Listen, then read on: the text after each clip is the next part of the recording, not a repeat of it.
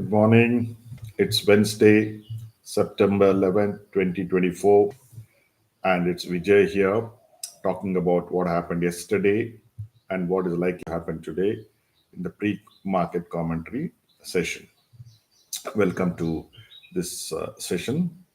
Uh, the title of today's topic is Anti Gravity Stock Markets. Now, lots of doomsayers are talking about markets being overheated and anytime the bull market may collapse. Before we get into the main topic, let's review what happened yesterday.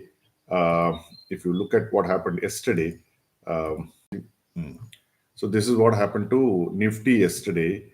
If you take a, let's say, a 5 minute chart, for instance, you see, when I talk of anti-gravity, this is what's happened. It opened bright, fell down, and everybody thought that there will be a big fall, and then it virtually by the hair, as if so it's being pulled, like an anti-gravity, it went up, but it did not sustain, and then it came down, but still closed 100 points plus. Now, take in case of Bank Nifty also, same thing. It opened heavy selling in the first 1 hour, and then it took off. That's why I keep telling people, my mentees especially, that wait for 15 minutes to see what the trend is. And on days, some days you need to wait for the first hour. But if you're pre-planned, there is no problem, because if you look at the prices and if the prices come to your buying rates, then you can go ahead and buy, even though the market may be uh, just about 10 minutes old. Now, if you take Dow Jones, this is exactly what happened. Again, anti-gravity came down heavily at one point of time, nearly 500 points down, and then closed only 92 points down. Nasdaq, which is one of the, I mean, it was much stronger. Nasdaq also came down, but finally it closed brighter than the open. See the notice the kind of patterns even in S&P. You'll see this in S&P, the same kind of pattern. Pushed it down and then pulled it up. So this is the pattern which is prevailing for quite some time. So you can well understand what kind of underlying bullishness is there in the market. So trying to fight this trend has made many people lose a lot of money. It's very clear. Even if you look at on a daily basis, you see here, daily basis. This was in August, panic because of the N carry trade, and it bounced back again. N has come back to levels of what it was in August, but the markets have not gone there. They say lightning doesn't strike say at the same place twice. If you look at what happened, this is what I was talking of, the Japanese yen. This is a daily chart. You see, it is now trading exactly at where the low was on 2nd August. In fact, 2nd August closed higher than what it is closed yesterday. Now, Dow Jones, sorry, the dollar index is weak. Oil is the story of the day. You see, oil continuously it is coming down. If you look at where we are on oil, I'll tell you on a weekly basis. If you see, we are at 2021 December levels. 2021 December levels we are sitting. So the demand for oil is not increasing, whereas the supply is increasing. So the cartel which was holding oil between say 75, 80 and above now seem to have given up. Whether they've finally given up and whether it will crash further, we'll have to see. But my thinking was that oil would be around 65 to about 100. That is the range I was looking for in this market. We are approaching close to 65. We're at now 69, below 70, we are there. So that is as far as the global markets are concerned. Take Nikkei today, again, it opens, it is not open bright. Nikkei is having its own set of problems, primarily because of the N. And if you look at gold is steadily going up. And gold, this pattern, this kind of a pattern is a account. This is a pattern which is like waiting for a leap forward. So I think the next commodity which will do an anti-gravity will be gold. Silver is still struggling.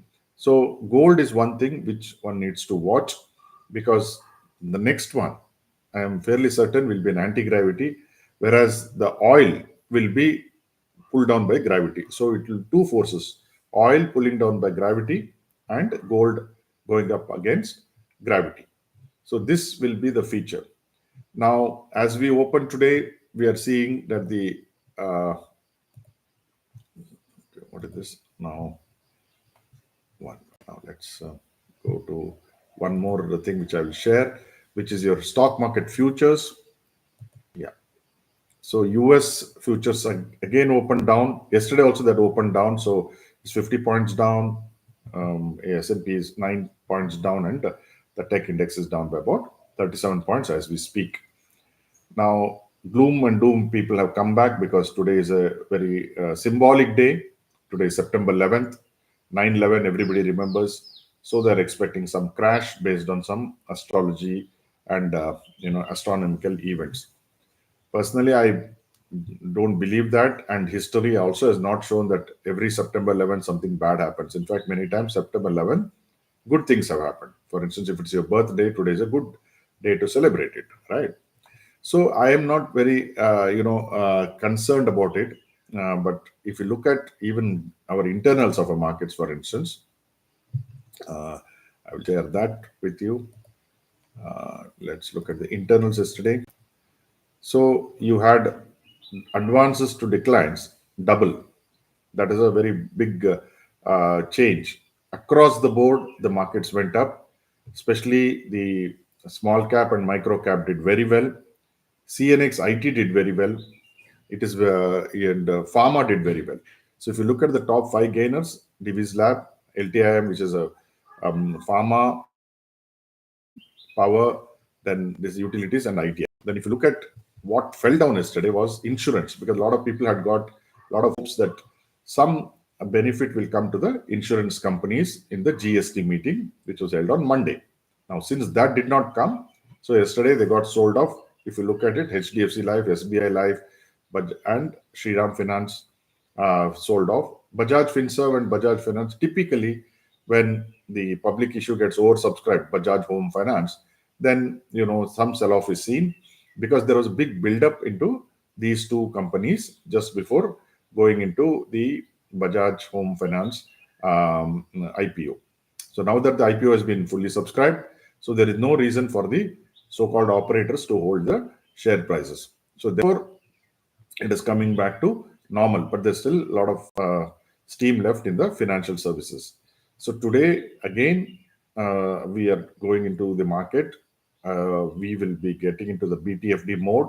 We will be looking at pharma, IT, and even autos. Yesterday, there was a late rally in Maruti, for instance. If Maruti is here, let me just try to show you where I can show you Maruti, how it went up. This is Maruti. Take the 5-minute chart. You see, Maruti suddenly shot up after 2 o'clock. Why? Because they are now also getting into non-ICE, this one. So they're getting into EVs, they're getting into hydrogen. They talked about it somewhere here at 2 o'clock and promptly it jumped. Through the day, it was doing nothing. Then another interesting thing here is HDFC Bank, which is slowly and steadily going up. In fact, a lot of people are very bearish on HDFC Bank. Of course, the bulls will only rule above 1677 and bears will rule only below 1586. Right now, it is churning. The way it is churning, it's a saucer pattern. It looks very interesting for it to simply be, it can take off. Then the one other stock which we bought is Birlasoft, because everybody is into IT. I thought we should look for the second rung IT. This looks very interesting because Birlasoft has underperformed the market. Beginning of this year, it was about 860. Now it's at 640. So we have bought into Birlasoft yesterday. And Biocon, of course, is one share which is our favorite share, which is the most hated share in the market, slowly and steadily going up, almost making a 52-week, or not 52, 2-year high. So I expect much bigger things from Biocon, especially with the Biosecure Act, which has been passed by the House. I think it will go to the Senate and will get passed.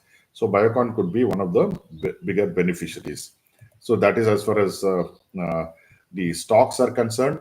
So it will be stock specific. If you look at my day trading list, it will be mainly Reliance, HDFC Bank, Maruti, Reddy. Reddy is not doing too well, probably again because there was some allegation against Dr. Reddy, Mahindra and Mahindra yesterday on this SEBI chairperson's investments into those kind of companies, or some favors being doled out. So there is a problem there, but it is still a very good share as far as I'm concerned. The chart patterns are looking very interesting.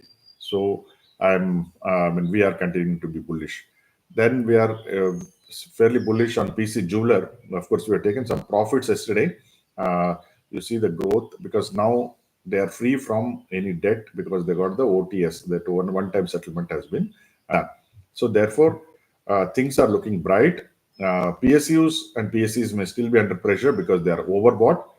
By and large, I think things should be good. So whatever you do, I hope you are successful. Thank you for joining me.